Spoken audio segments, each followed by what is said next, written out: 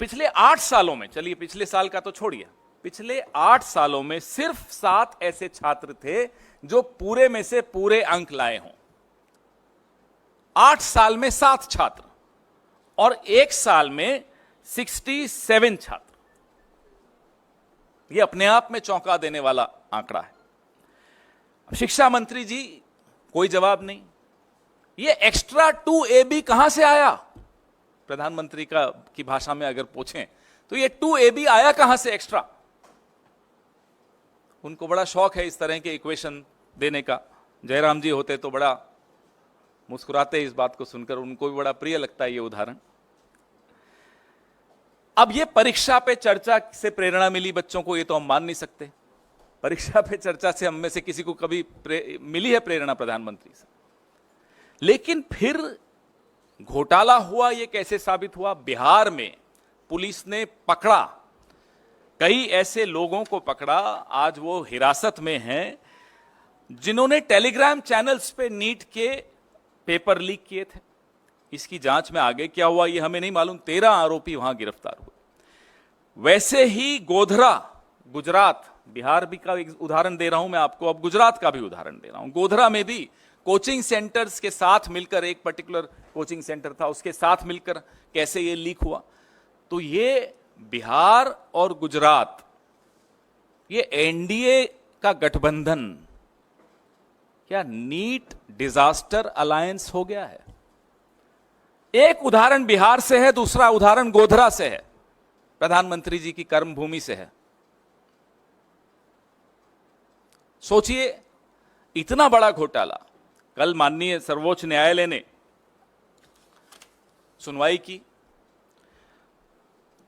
NTA जो कि ये परीक्षा करवाता है, उसने लीपापोती की पूरी कोशिश की।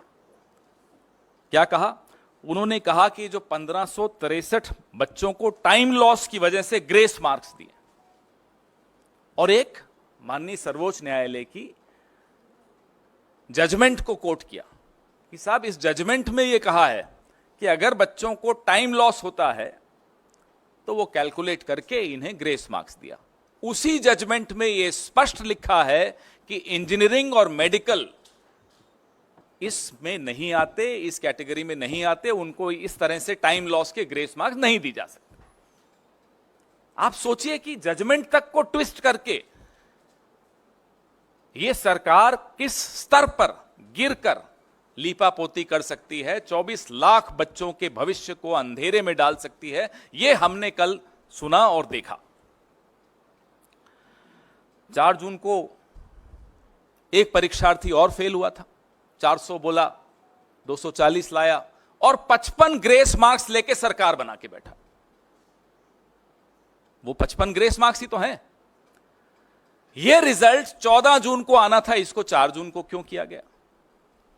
यही सोचा कि आप लोग जो अभी व्यस्त होंगे, हम सब व्यस्त होंगे चुनावी नतीजों में, पूरा देश टीवी पे सिर्फ चुनावी नतीजे देख रहा होगा, तो ये एक बड़ा विवाद नहीं पैदा होगा, इसलिए 14 जून को 4 जून पे ले आया गया। ये तमाम सवाल हैं जिसके जवाब नहीं मिले हैं। अब माननीय सर्वोच्च न्यायालय के फैसले के अनुसार ग्रेस मार्क्स तो हटा दिए, लेकिन जो 24 लाख बच्चों के जहन में, के मन में, के दिमाग में जो सवाल उठ रहे हैं, उसका जवाब माननीय शिक्षा मंत्री तो दे नहीं रहे। वो तो स्तुति वंदन में लगे हुए हैं मोदी जी के, जैसा कि पूरा कैबिनेट लगा रहता है। अब 580 से ज्यादा नंबर, ये आंकड़े जरूर देखिएगा जब मैं बार बार, क्योंकि इसमें इन्होंने मेहनत की है विनीत जी ने, बहुत कायदे का ये आंकड़े। ये सिर्फ आंकड़े देख लें तो इस प्रेस कॉन्फ्रेंस की भी जरूरत नहीं है, इतने महत्वपूर्ण आंकड़े हैं ये। 580 से ज्यादा मार्क्स लेने वाले छात्रों की जो एग्जामिनेशन सेंटर हैं, हम ये मांग करते हैं कि उन एग्जामिनेशन सेंटर्स के साथ उनके नाम जारी किए जाएं, वो बहुत आवश्यक है। दूसरी हमारी मांग यह है कि जो 12वीं के बोर्ड के मार्क्स का मिलान नीट के टॉपर्स के साथ किया जाए, क्योंकि एक सूचना है कि कुछ ऐसे छात्र हैं जिन्होंने 12वीं भी संघर्ष करके पास की, कोई ज्यादा अच्छे नंबर नहीं लाए, लेकिन नीट में टॉपर हो गए। हम ये नहीं कह रहे नहीं हो सकते, ऐसे लोग आगे चल के शिक्षा मंत्री और प्रधानमंत्री भी बन सकते हैं, इसमें कोई हमें उसमें नहीं है। लेकिन नीट में इतने मार्क्स ले जाएं, थोड़ी गड़बड़ की आशंका वहां 24 लाख बच्चों के मन में है, तो इसका जवाब भी देना होगा। जिस जिस एग्जाम सेंटर पर औसत से ज्यादा हाई मार्क्स वाले परीक्षार्थी हैं, उनकी वीडियो रिकॉर्डिंग भी जारी की जाए, ताकि पता चल सके कि ये एक्स्ट्रा मार्क्स ग्रेस से मिले हैं, डिसग्रेस से मिले हैं, कैसे मिले हैं ये मार्क्स। तो इसकी वीडियो रिकॉर्डिंग भी सामने आए। थोड़ा आवाज प्लीज। इसकी वीडियो रिकॉर्डिंग भी सामने आनी चाहिए। अब इसमें कुछ और महत्वपूर्ण बिंदु, एक सबसे ज्यादा यह है जो इन्होंने ही मुझे सुबह बताया कि एक विंडो खोली गई 2 दिन की, उसमें बच्चों ने ऑप्शन दी कि नहीं मुझे ये नहीं, ये सेंटर चाहिए। बिहार का एक बच्चा गुजरात के सेंटर में एग्जाम देने जाए, वो भी उस विंडो का फायदा उठाते हुए बोले नहीं मुझे ये नहीं, बिहार का सेंटर नहीं चाहिए, गुजरात का सेंटर चाहिए, 1500 किलोमीटर दूर का सेंटर चाहिए। ऐसे कई उदाहरण हैं। हम ये भी मांग करते हैं कि उन तमाम बच्चों की सूची भी सार्वजनिक की जाए जिन्होंने इस विंडो का लाभ उठाते हुए अपने सेंटर्स बदले, और ऐसे बच्चों की भी सूची सामने लाई जाए जो हैं राजस्थान के और जा रहे हैं केरला। उदाहरण दे रहा हूं, एग्जाम देने इतना दूर जा रहे हैं, ना उनके कोचिंग सेंटर के पास है वो सेंटर एग्जाम का, न उनका जहां वो रहते हैं वहां के पास है। तो इतना दूर जाने की क्या आवश्यकता पड़ी? तो कई चीजें निकल कर आएंगी अगर इसका जवाब हमको मिलेगा तो। एक दुर्भाग्य यह भी है कि रेल मंत्री हो, शिक्षा मंत्री हो, गृह मंत्री हो और भगवान के अवतार खुद हो प्रधानमंत्री, कोई अकाउंटेबिलिटी नहीं लेना चाहता। जवाबदेही का जो एक संस्कृति थी इस देश में, वो लाल बहादुर शास्त्री जी की हो, वो माधवराव जी सिंधिया की हो, वो संस्कृति अब आपको बिल्कुल नहीं दिखती। चलिए इस्तीफा आप नहीं दे रहे, यूपीए के शासनकाल में सिर्फ आरोप लगते थे, बाद में झूठे भी साबित हो गए। आरोप लगते थे और इस्तीफा हो जाता था, जवाबदेही थी। आज वो मंत्री मुस्कुराते हुए आरोप हम पर सब पर लगाता है, इस देश के नागरिकों पर लगाता है कि मोटिवेटेड प्रोटेस्ट हो रहा है। थोड़े दिनों में देश विरोधी भी हो जाएंगे ये बच्चे, देख लीजिएगा, इनको राष्ट्र विरोधी कह दिया जाएगा जो प्रोटेस्ट कर रहे हैं। आत्महत्याएं हो रही हैं इन पेपर लीक्स को लेकर, और मंत्री मुस्कुराते हुए कहता है मोटिवेटेड प्रोटेस्ट है। कहां है वो जवाबदेही की संस्कृति? Where is that culture of accountability which we saw in the past, even in the UPA era? I am not going to Mr. Lal Bahadur Shastri and Mr. Madhavrao Sindhya ji. Even in the UPA era we saw this. Just an accusation and people would resign. Later of course those accusations were proved wrong. Yet there were resignations, there was accountability, there was a respect for public opinion, there was respect for the media. अब वो कहां है सम्मान media का? वो सम्मान कहां है उन लोगों का जो सवाल पूछते हैं? आप इसी पर सवाल अपने सीमित रखिएगा तो उचित रहेगा। प्रेस रिलीज और ज्यादा विस्तृत है, इसमें और आंकड़े हैं, और मैं फिर से मेरे सहयोगी विनीत पुनिया जी को धन्यवाद देता हूं जिन्होंने आज सुबह सुबह ये आंकड़े मुझे दिए। जी, हमारी पहली मांग, जो कि हमें मालूम है बिल्कुल पूरी नहीं होगी, कि जो विश्व गुरु हैं आजकल शायद विदेश में हैं, वो अपना मुंह खोलें, इस पे कुछ बोलें। परीक्षा पे चर्चा करने वाले ढंग से पर्चा नहीं करवा पाते, तो हम उनसे मांग करते हैं कि वो अपना मुंह खोलें और इस पर कुछ बोलें। दूसरी मांग हमारी है कि जो 24 लाख उम्मीदवार 1 लाख सीटों के लिए बैठते हैं, इसमें 55,000 तो सरकारी मेडिकल कॉलेजेस की, ये छात्र अब सरकारी कॉलेजों में कैसे दाखिला ले पाएंगे? इस साल 600 अंक पाने वाले उम्मीदवारों की संख्या 80,468 है। इमेजिन, आप सोचिए, कल्पना कीजिए, 1 लाख सीटें हैं, 55,000 सरकारी सीटें हैं, 600 अंक पाने वाले 80,468 हैं। सरकारी में इनकी एडमिशन कैसे होगी? इसमें एससी, एसटी, ओबीसी, ये तमाम जो रिजर्वेशंस हैं, इन सब का भी क्राइटेरिया है। इस पे कोई किसी के मन में कोई स्पष्टता नहीं है। हमारी तीसरी मांग है कि अगर सरकार का दावा है कि ये पूरी तरह से पारदर्शी परीक्षा है, तो पिछले साल और इस साल जो 580 से अधिक अंक प्राप्त करने वाले छात्रों का पूरा परिणाम एनटीए द्वारा सार्वजनिक किया जाना चाहिए। 580 से अधिक अंक प्राप्त करने वाले छात्रों के सेंटर्स क्या थे, एग्जामिनेशन सेंटर्स, वो भी सार्वजनिक करने चाहिए, ताकि पता चले कि वो छात्र अपने गृह स्थान से या अपने कोचिंग सेंटर के स्थान से कितना दूर जाकर एग्जाम दिया, और फिर कारण भी हमें जांच करने चाहिए कि क्यों इतना दूर गया। कुछ ऐसे छात्र हैं जो 1500 किलोमीटर दूर जाकर एग्जाम दे रहे हैं, क्यों दे रहे हैं? सेंटर आपके पास में ही है तो भी आप उस सेंटर पे नहीं गए। हमारी चौथी मांग है कि जो बोर्ड के एग्जाम्स हैं, 12वीं के एग्जाम्स विशेष तौर पे, उससे नीट के जो एग्जाम्स में जो अंक बच्चों को मिले हैं उसका मिलान किया जाए। जो टॉपर्स हैं, तथाकथित टॉपर्स जो हैं, उनके अंकों का मिलान बोर्ड के एग्जाम के रिजल्ट से किया जाए। क्योंकि ऐसी रिपोर्ट्स आई हैं कि बोर्ड एग्जाम में बड़ा संघर्ष करके वो पास हो पाए, नीट में टॉप कर गए। हमें आपत्ति नहीं है, कर सकते हैं, मेहनत की होगी, ये भी मान लेते हैं एक बार, लेकिन 67 लोग 720 में से 720 लाते हैं तो सवाल उठते हैं।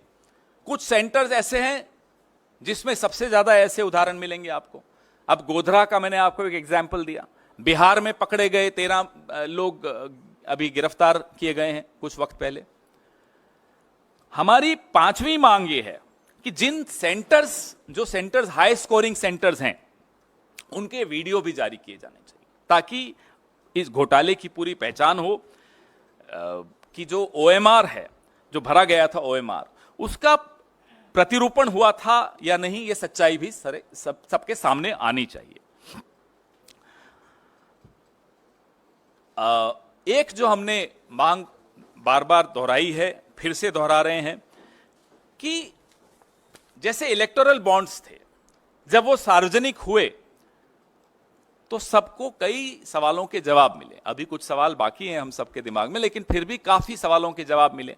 फिर एक लिस्ट आई कि ईडी सीबीआई ने कैसे रेड डाली, और वहां फिर इलेक्टोरल बॉन्ड्स के माध्यम से चंदा गया। ऐसे ही ये तमाम जो हम जानकारियां कह रहे हैं, मांग कर रहे हैं कि सार्वजनिक पटल पे रखी जाएं, ये रखनी चाहिए, ताकि लोगों के मन में 24 लाख कोई छोटा आंकड़ा नहीं होता, 24 लाख बच्चों का भविष्य इसमें जुड़ा हुआ है। देश की स्वास्थ्य व्यवस्था का भविष्य इससे जुड़ा हुआ है। अगर देश की स्वास्थ्य व्यवस्था ही स्वस्थ नहीं होगी, उसकी प्रक्रिया स्वस्थ नहीं होगी, तो हम इस देश को अच्छा स्वास्थ्य कैसे दे पाएंगे? आपके सवाल। एग्जाम सेंटर था, उनका लिस्ट बिल्कुल, जो टॉपर्स हैं, खास तौर पे जो ये अंक जो विनीत जी ने इकट्ठे किए हैं, इन अंकों को देखते हुए उन तमाम सेंटर्स की जानकारी जहां सबसे ज्यादा ऐसे उदाहरण मिलेंगे कि 720 में से 720 आ गए, और अगर आप प्रतिशत में देखेंगे तो 720 में से 720 लाने वालों की जो प्रतिशत वृद्धि हुई है पिछले सालों से, 3250% की वृद्धि हुई है। आप सोच सकते हैं। जब विनीत जी ने सुबह मुझे बताया तो मैंने कहा आप पहले भेजिए, मैं मान ही नहीं सकता ऐसा। 710 जिनको मिले हैं, 941% की वृद्धि हुई है। कभी हो सकता है? इसलिए यह सवाल। पवन जी, मेरा सवाल है कि अब सिर्फ नॉर्थ के राज्य नहीं, साउथ के राज्यों में भी इसके सवाल उठने लगे इसको लेकर, एग्जाम को लेकर, और तमिलनाडु सरकार ने तो सीधे तौर पे इस एग्जाम को रद्द करने की मांग की है, पूरे एग्जाम को रद्द करने की। क्या कांग्रेस पार्टी इससे सहमत है? देखिए, इतना अगर बड़ा प्रश्न चिन्ह लग जाए, इतना बड़ा सवालिया निशान लग जाए किसी एग्जाम की प्रक्रिया पर, तो जाहिर सी बात है मांगे उठेंगी, और सरकार को चाहिए कि इन मांगों को डिसमिस किए बगैर सब कुछ सार्वजनिक पटल पर रखा जाए। पवन sir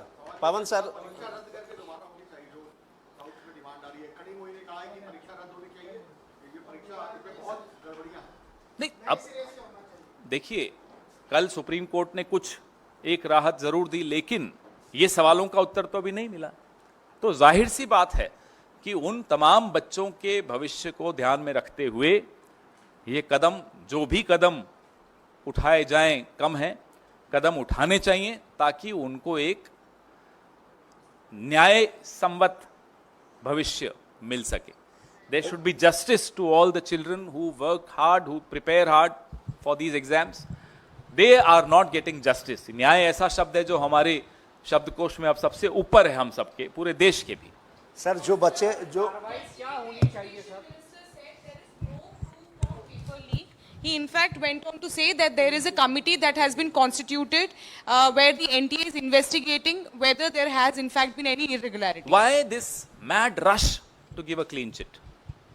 This government has a very strange habit of rushing and giving clean chits. If there was no leak, what are these 13 people doing behind bars in Bihar? I ask. What about the center at Godhra, where there is evidence of 26 crores being negotiated, and out of these 26 crores, 12 crores was already transacted for exams. This is in Gujarat. So that's what we are saying. Please make public all these details of the centers where these toppers are there, their 12th class results, the videography of those centers, and how many students availed of that window of 2 days and sought to change their centers.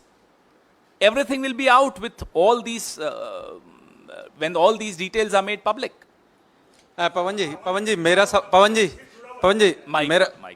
मेरा सवाल ये है कि शिक्षा मंत्री धर्मेंद्र प्रधान है, इसके पहले इस सरकार के पहले भी वही थे, इस बार कंटिन्यू हुए हैं। आपने जिम्मेदारी की बात की, क्या लगता है जिस तरह से शिक्षा मंत्री बार बार कह रहे हैं कि कोई पेपर लीक नहीं हुआ, कोई गड़बड़ी नहीं हुआ है, इतने छात्रों का भविष्य दांव पर लगा है, आप जिम्मेदारी की मांग कर रहे हैं, क्या शिक्षा मंत्री के इस्तीफे की मांग कर रहे हैं? आपकी जिम्मेदारी लेते हुए इस्तीफा दें? हम मांग तो वो करें जो संभव ही नहीं है। ये लगता है आपको इस्तीफा देंगे? इनको, इस सरकार को, सत्तारूढ़ दल को, जब तक ये यहाँ की देश की जनता और हम लोग मिलकर खदेड़ के नहीं निकलेंगे नहीं। अभी ग्रेस मार्क्स से चल रहे हैं, तो इनसे हम इस्तीफा तो लोग जब चाहेंगे इनको निकाल देंगे, चिंता मत कीजिए। लेकिन अगर पटना की आर्थिक अपराध इकाई ने पाया कि 5 मई को होने वाली परीक्षा से पहले ही प्रश्न पत्र पहुंच गए लोगों के पास, वो रैकेट उन्होंने एक्सपोज किया, तो शिक्षा मंत्री किस दावे के साथ कह सकते हैं कि कोई गड़बड़ हुई नहीं?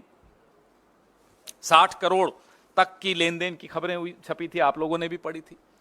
30 से 50 लाख रुपए लोगों से लिए गए एग्जामिनेशन पेपर के। तो ये सब बातें तो अखबारों में ही और मीडिया के ही माध्यम से आई थी। जी, एक एक कर माइक दे दो, एक एक करके। सर मेरा सवाल माइक आ जाए फिर पूछ लीजिए। सर मेरा सवाल इस डेटा को लेकर है। किसको लेकर है? डेटा को लेकर है। आप जो दिखा रहे हैं आंकड़े, उसमें जो चेंज इन परसेंटेज दिख रहा है, इसके पीछे 2 जो लॉजिकल रीजंस अभी तक सामने आए हैं वो ये है कि पिछले सालों से इस साल का जो सिलेबस था एनसीईआरटी का नीट के लिए, वो 15 to 20% रिड्यूस किया गया, ग्रेडिंग ऑफ पेपर्स इजी की गई, और जो बच्चे थे, जो आप कह रहे हैं कि 2 दिन का विंडो मिला रजिस्ट्रेशन के लिए, क्योंकि काफी कंप्लेंट्स उस वक्त आई थी बच्चों की कि रजिस्ट्रेशन नहीं हो पा रही क्योंकि वेबसाइट पे लॉक जैम था, तो उनके लिए रजिस्ट्रेशन खोली गई थी एनटीए की तरफ से। तो क्या आप ये चाह रहे हैं कि अब एनटीए जो बच्चों के जो रजिस्ट्रेशंस हैं और उनके सेंटर्स हैं, उनसे क्रॉस मैचिंग करके उनके जो प्रीवियस 12th के मार्क्स हैं और वो भी नीट के मार्क्स है वो क्रॉस मैच करें? क्योंकि सर ये डेटा आना तो फिर मुश्किल ही होगा। क्यों मुश्किल होगा? देखिए, इट्स नॉट सो, इतना मुश्किल नहीं है कि उस 2 दिन की विंडो में, हम उस 2 दिन की विंडो को क्यों खोला गया उस पर सवाल अभी नहीं उठा रहे। हम ये सवाल उठा रहे हैं कि उस 2 दिन की विंडो में ऐसे कितने और कौन से बच्चे हैं जिन्होंने सेंटर्स बदले, राइट? आपने पूछा आंकड़ों पे जो सवाल, मैं अपने सहयोगी विनीत पुनिया जी को कहूंगा कि इसका उत्तर दें। देखिए, बड़ा सीधा सवाल है, सीधा जवाब है कि अगर मार्क्स बढ़ रहे हैं, अगर स्कोरिंग इजी थी, अगर एग्जामिनेशन का टेस्ट इजी था, तो सबके मार्क्स बढ़ेंगे ना। हाई स्कोरिंग मार्क्स तो बढ़ रहे हैं डिस्प्रोपोर्शनेटली। जो हाई स्कोरिंग मार्क्स हैं, जिसको आप 600 एंड अबव काउंट कर सकते हैं, उसमें जो इंक्रीज है एक अजीब, ये ह्यूमन इंटेलिजेंस के अगेंस्ट है। जो क्वेश्चन पूछा जा रहा है, जो गवर्नमेंट का जो क्लैरिफिकेशन है, ये भी बिल्कुल बेसिक कॉमन सेंस के भी अगेंस्ट है कि आपका जो हाईएस्ट एंड होता है, आप कभी भी देखेंगे कोई भी मेरिट, जो टॉप पे लोग होते हैं वो कम होते हैं। जैसे जैसे आप नीचे पिरामिड में आते हैं वो नंबर बढ़ता जाता है। हमेशा कोई भी टेस्ट ले लीजिए, 99% लेने वाले बच्चे कम मिलेंगे, 98 वाले उससे ज़्यादा, 97 वाले उससे ज़्यादा, 90 वाले बहुत ज़्यादा, 80 वाले तो बहुत ही ज़्यादा, और 70 वाले तो सब भी होंगे। ऐसे ऐसे पिरामिड चलता है। ये पिरामिड अजीब पिरामिड है, जो ये ऐसे और फिर ऐसे होता है। ये लॉजिकल नहीं है। मैं इसलिए पूछ रही हूँ क्योंकि नीट जो है जी और सीयूईटी भी कंडक्ट करवाती है। अभी तक जी के एडवांस रिजल्ट्स आए हैं, सो उसको लेकर तो कोई भी धांधली, करप्शन या किसी भी तरीके के सवालों का उठना नहीं दिखाई दे रहा सर। देखिए, हमारा सवाल, हम कोई ब्लाइंड एक्यूजेशन नहीं कर रहे, हम एक सिंपल बात कर रहे हैं।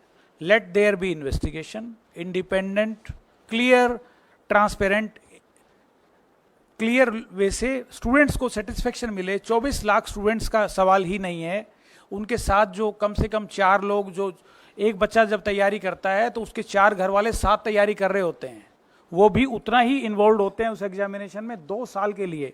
जिन्होंने एग्जाम नहीं दिए हैं जिंदगी भर, दुर्भाग्य हमारा ये है कि वो लोग सरकार चला रहे हैं और उनको पता नहीं है कि एग्जामिनेशन का लोगों के लिए इंपॉर्टेंस क्या होता है।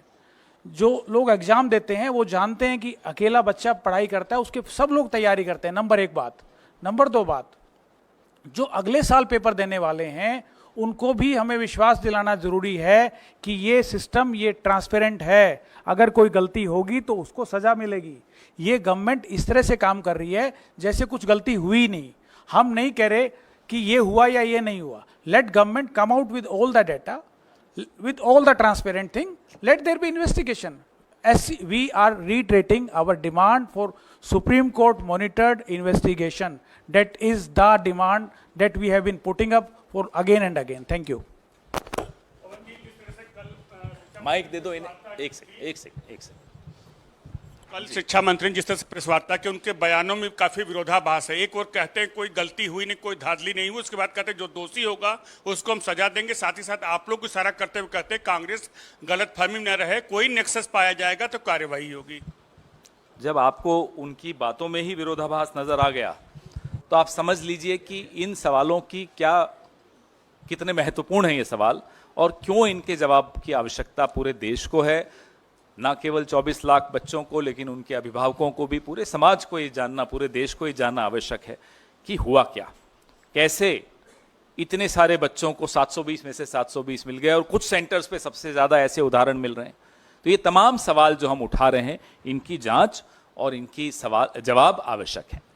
सर नीट के माइक दे दो इन्हें। बड़ी पार्टी होने के नाते और जो आपको मैंडेट मिला इस बार, जिससे आप काफी खुश है आपकी पार्टी, क्या कार्रवाई की उम्मीद आप एक्सपेक्ट कर रहे हैं गवर्नमेंट से? क्या कार्रवाई होनी चाहिए, क्योंकि पूरी जनरेशन की बात है। अगर इस देश में इतनी चर्चा इस मुद्दे पर हो रही है, सोशल मीडिया हो, मीडिया हो, विपक्ष हो, छात्र और उनके अभिभावक हों, पूरे समाज में इसकी जगत बात चल रही है, हर राज्य में इसके बारे में सवाल पूछे जा रहे हैं, फिर भी अगर इस सरकार पे दबाव नहीं पड़ता और वो इसके जवाब नहीं देती, तो आप समझ सकते हैं कि ये किस तरह की सरकार है। जवाब तो इन्हें देना पड़ेगा। सर हाँ जी।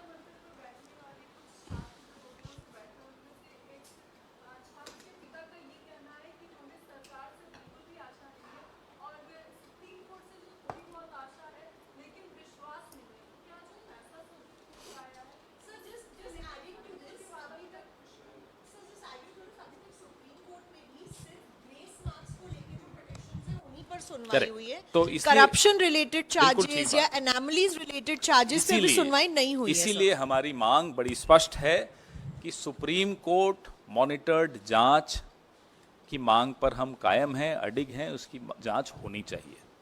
पहली बात। जी नहीं, अभी इसी पे बहुत सर इंपॉर्टेंट। नीट के अतिरिक्त सवाल है। नहीं नहीं, नीट पे, अभी नीट पे ही रखिए, नीट पे पहले खत्म कर लो।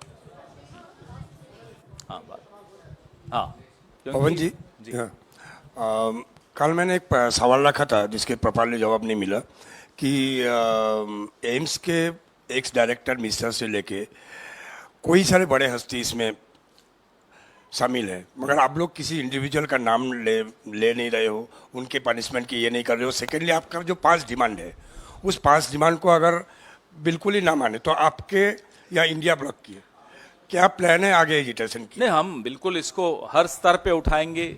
अधिवेशन संसद का सत्र भी शुरू हो रहा है, हर स्तर पर इसको हम उठाएंगे और मजबूती से उठाएंगे।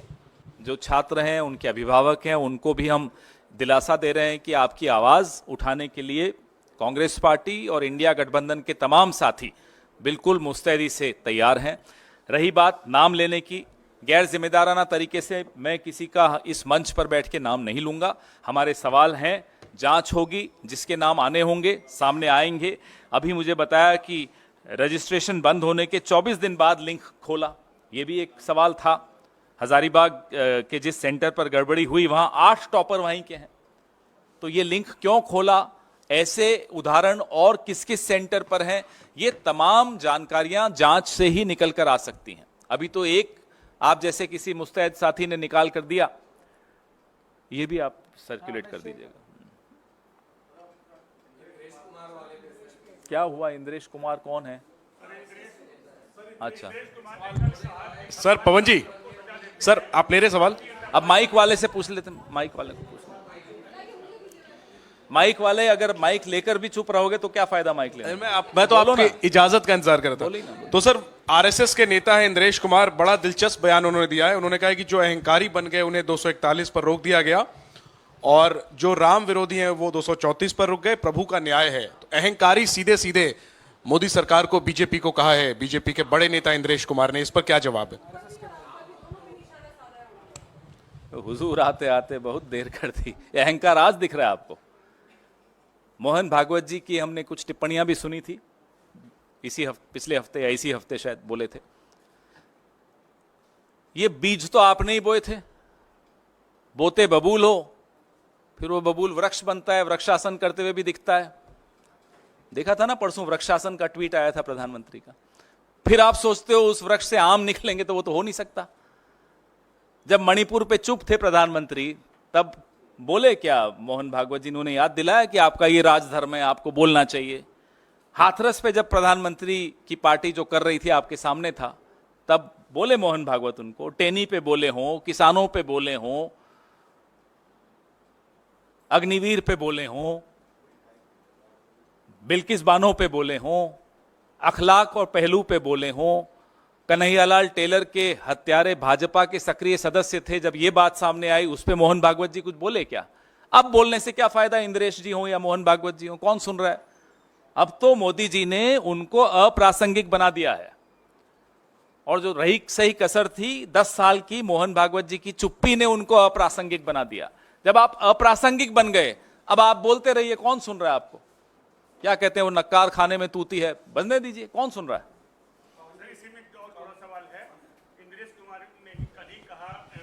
सांसद के लिए कि लल्लू जी ने जनता पर बहुत जुल्म किए। भगवान राम ने कहा इस बार रुक जाओ, अगली बार 5 साल के बाद तुम्हें देखेंगे, तुमने जुल्म बहुत किए। इनकी बातों को कौन गंभीरता से ले रहा है? मोदी जी खुद नहीं लेते इनकी बातों को गंभीरता, हम क्यों लें? पवन जी, जिस तरह से राहुल गांधी जी ने लोकसभा सीट चुनने को लेकर कहा है, क्या वायनाड सीट से प्रियंका गांधी वाड्रा आप चुनाव लड़ेंगे? कमाल के सवाल पूछ रहे हैं। नहीं, उन्होंने कहा कि 2 सीटों में से एक। वो तो कोई भी 2 सीटों पर नहीं रह सकता, एक पे ही रह सकता है, उसमें क्या कोई नई बात है? बताइए। पवन जी, जिस तरीके से एग्जिट पोल आए और उसके बाद में जो रिजल्ट आए, रिजल्ट में कांग्रेस पार्टी की ओर से माना जा रहा है और देखा भी जा रहा है कि कहां 52 से आप 99 पर पहुंच गए, 234 का आंकड़ा आपने छू लिया। कई राज्यों में बेहतर प्रदर्शन किया, खासकर उत्तर प्रदेश में, लेकिन छत्तीसगढ़, मध्य प्रदेश, उत्तराखंड, हिमाचल ऐसे राज्य हैं जहां बिल्कुल शून्य पर आ गई कांग्रेस। तो क्या कोई जवाबदेही, जिम्मेदारी भविष्य में संगठन को लेकर के तय होगी? क्या बदलाव होंगे जहां आपने प्रदर्शन अच्छा नहीं किया है? विक्रांत जी, जाहिर सी बात है कि जहां हमारी प्रदर्शन अच्छा रहा है वहां की भी रिपोर्ट लेते हैं कि क्या ऐसा किया जिससे हमें लाभ हुआ। जहां प्रदर्शन अच्छा नहीं रहा वहां की भी रिपोर्ट लेते हैं। ये तो हमेशा ही होता है, हर पार्टी लेती होगी, मैं ये मानता हूं कि यहाँ क्यों हमारा प्रदर्शन अच्छा नहीं रहा, कहाँ कमी रह गई।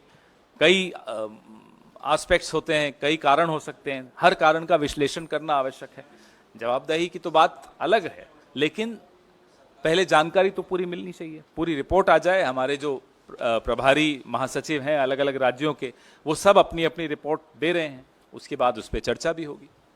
पवन sir, sir Kuwait fire incident के बाद में आज बॉडीज इंडिया पहुंच गई हैं, उसको लेकर लेकिन पॉलिटिक्स हो रहा है। केरला में जो हेल्थ मिनिस्टर है उन्होंने ये बात बोली है कि हम लोगों ने परमिशन मांगी थी, हमें कंसेंट नहीं मिला कुवैत जाने का। ज़्यादातर जो बॉडीज़ हैं वो केरला से बिलोंग करने वाली, उनकी फैमिलीज वेट करें, लेकिन हम लोगों को वहाँ जाने का मौका ही नहीं दिया इस सरकार ने। इस पर आपको क्या कहना है? बहुत ही हृदय विदारक घटना हुई जिसमें हमारे भारत के कई नागरिक मौत के मुंह में समा गए। उन सब के परिवारों को हमारी तरफ से श्रद्धांजलि। अधिकतर केरल राज्य से थे। इस पे सत्तारूढ़ दल को चाहिए कि किसी भी तरह की हल्की राजनीति ना करें और सबको साथ मिलकर परिवारों को ढाढ़स भी बंधाना है और जो भी न्यायोचित कदम हैं वो उठाने चाहिए। इसमें सबको मिलकर काम करना होगा।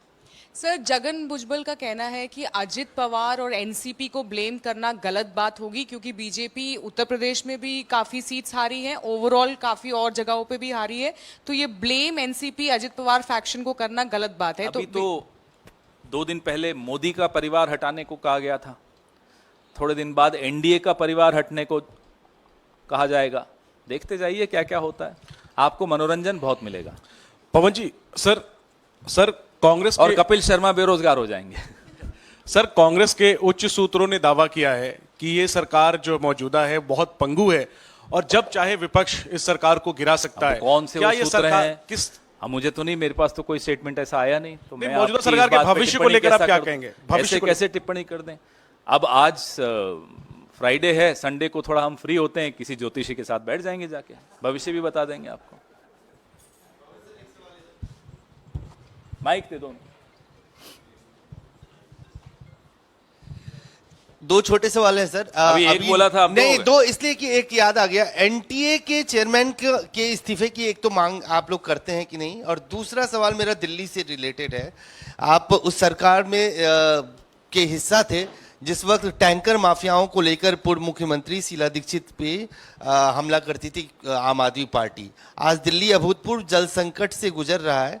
हिमाचल ने पानी देने से मना कर दिया, हरियाणा पानी आने नहीं दे रहा है, सुप्रीम कोर्ट ने भी हाथ खड़े कर दिए हैं, और अभी भी दिल्ली में टैंकर माफियाओं के जरिए पानी पहुंच रहा है। क्या कहेंगे सर? उस वक्त इसी टैंकर माफिया की वजह से उस वक्त की शीला दीक्षित सरकार की आलोचना की जाती थी। आपने 2 सवाल पूछे। पहला सवाल कि क्या हम एनटीए के चेयरमैन के इस्तीफे की मांग करते हैं? हम सुप्रीम कोर्ट मॉनिटर्ड जांच की मांग करते हैं। उसमें जिसका भी नाम आता है उसके खिलाफ जाहिर सी बात है कार्रवाई होनी चाहिए। और यह भी नहीं हो सकता कि मेरा कातिल ही मेरा मुंसिफ हो, वही जांच करें जिन पर जांच की मांग हो रही है, तो वो तो नहीं हो सकता।